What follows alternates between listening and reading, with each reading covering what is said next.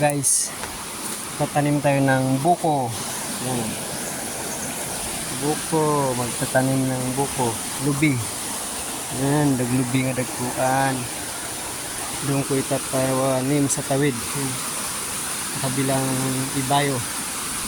Yan, yan, tanim ko nakaraan. Tumubo na.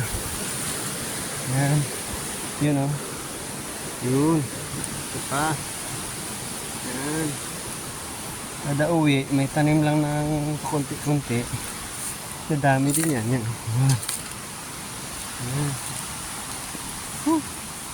Yung tubo kanina na galing dun sa ilog, hinila ko. Yung hose. Grabe. Yan, muntik na maanod. Yan, ito, katatanim ko lang. Yan, nilagyan ko ng bato. Kasi palagi siya natutumba. Hindi yung pulse, yung busay. Kasi kababaha lang kagabi, kaya medyo chocolate. Gatas-gatas yung tubig. Ilog na sa kabila.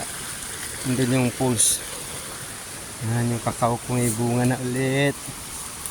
Yan, kakao. Ang dami. Daming bunga. Thank you, Lord. Ito, konti lang kasi walang abono. Ganyan guys, pag walang abono guys. Walang nutrients, hindi natutuloy yung mga bunga niya, namamatay.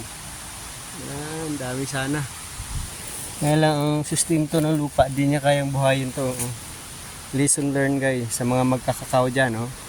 Kailangan ng kakao na abono para magtuloy yung mga bunga yan. Napakarami sana. Kaya lang, yan lang. Kunti lang ang natuloy na nagsaksis na lumaki. Ayan tinagpas pa wala ako tinagpas. Wala, may tao talagang hindi tiro ba. Tinagpas. Hindi lang. Ayan, daming bunga guys.